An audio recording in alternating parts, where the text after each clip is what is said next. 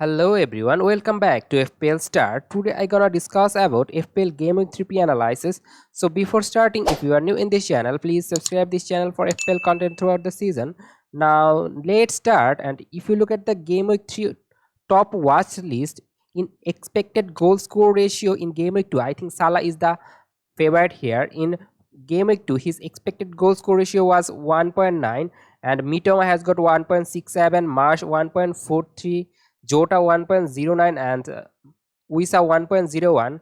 But if you look at the performance, Mbemu, Marsh, Jota, Wisa all gave mega hole where Salah missed penalty but scored from rebound, and that's why he got 5 points from goal scoring but -2 for missing the penalty. And if you look at the expected assist in game week 2, Incisiso is the favorite here. His expected assist ratio was 1.22, and Foden in game week 2 also performed well. His expected assist in game week 2 was 0.78. Fernandez blank, but his expected assist was 0.74. Bailey 0.68, and Luke Shaw, the Manchester United defender, got 0.65 expected assists. So this means Luke Shaw performing well in game week 2. Now I will move on to the game week top team, and in game week 1 and 2 Brighton played very well. Their expected goal score ratio was 3.8, and if you look at other team you should target is Brentford. They playing very well in attackingly. Their expected goal score ratio was 2.7. Aston Villa performed well, got 2.4 expected goal score ratio. Newcastle 2.3. Liverpool surprisingly here, and their expected goal score ratio is 2.3, but there is no Manchester City. It's a real surprise.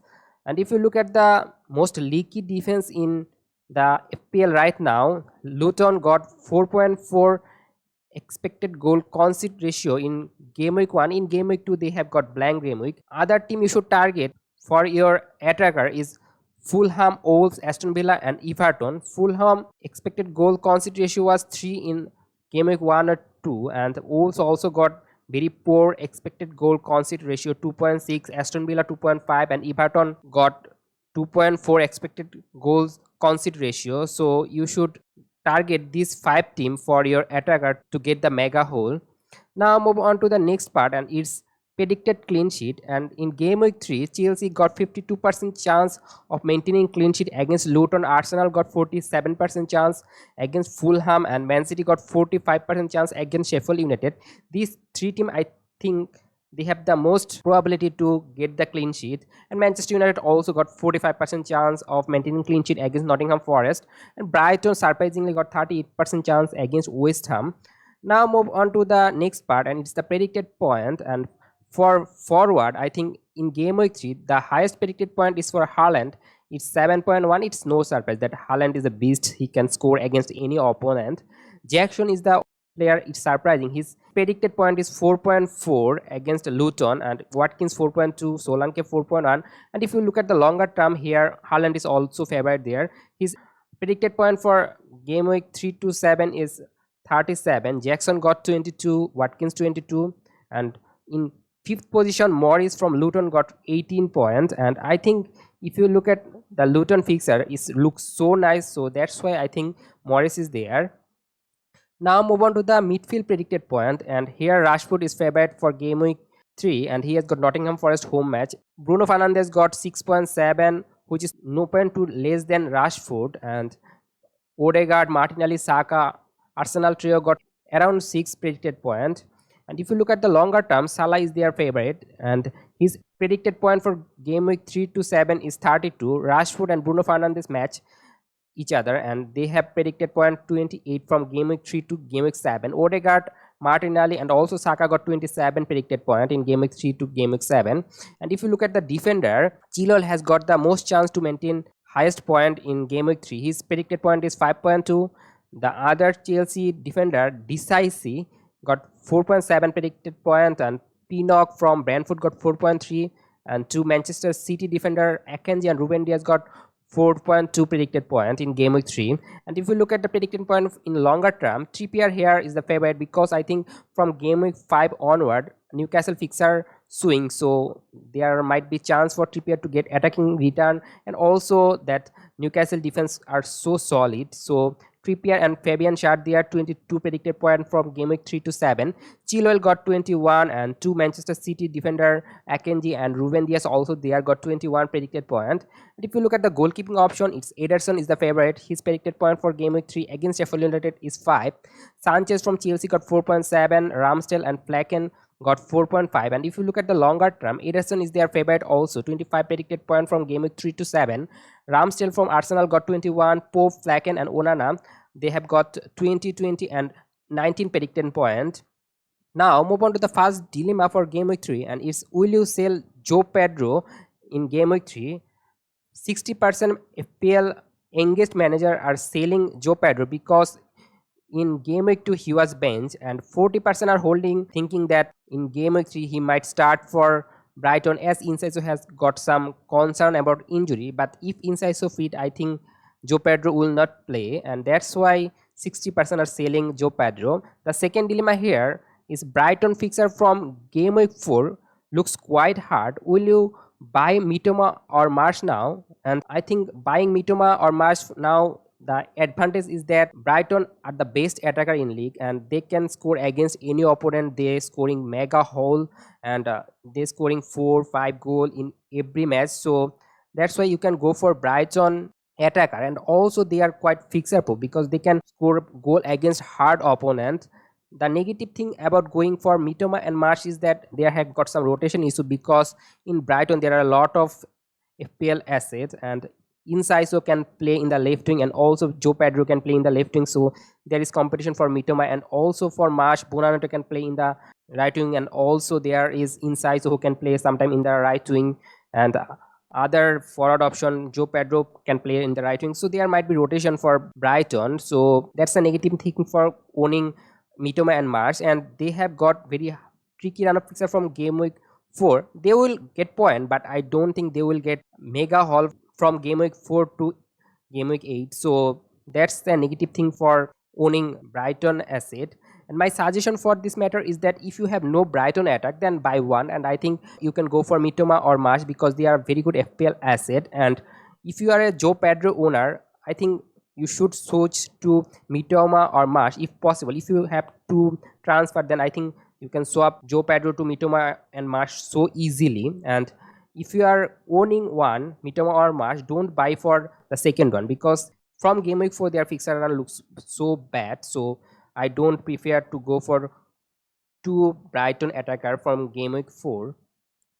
Now move on to the dilemma number 3, and it's what will you do with your double Manchester United attack, Rashford and Bruno Fernandes in game week 3.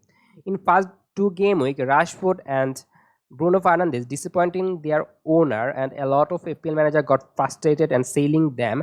And if you look at the engaged manager trends here, 39% are holding both Bruno Fernandes and Rashford. This means against Nottingham Forest, they have got good chance to get mega haul, but 28% are selling Bruno and holding Rashford. If you look at the other stat, 23% selling Rashford and holding Bruno, and 10% are selling both, and I think they are totally frustrated with Manchester United attack.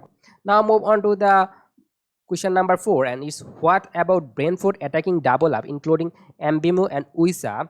These two perform very well in first two game week. They gave their owner mega hole, and if you look at the positive to go for two Brentford attacker is that their fixture run from game week 3 onward looks good. In game week 3 they will play against Crystal Palace, in game week 4 Bournemouth, so it's easy fixture, so you can go for their player, and they are informed player. That's one of the advantage to owning Mbemu and Wissa, because sometimes informed player can score mega hole. In last match Mbemu got 16 point, and that's an example of informed players.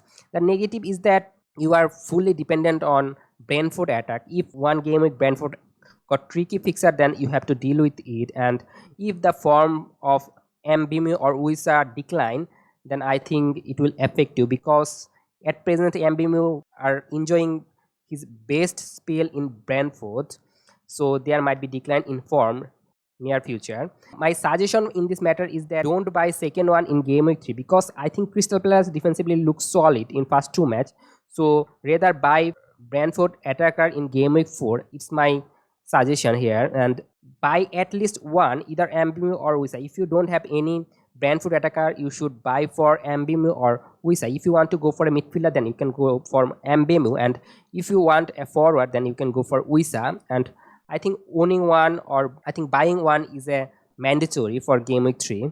Now move on to the fifth dilemma, and it's, will you buy any Manchester City attack except Haaland in game week 3? Manchester City in the match against Newcastle performing well, though they look tired because they have played UEFA Super Cup against Sevilla, and but still they perform well against Newcastle. And if you look at this match, Foden performed absolutely well. But if you look at the engaged manager trends, 41% are going for Foden, where they are going for Alvarez 42%, because there are a lot of midfield options. So it's hard to fit Foden.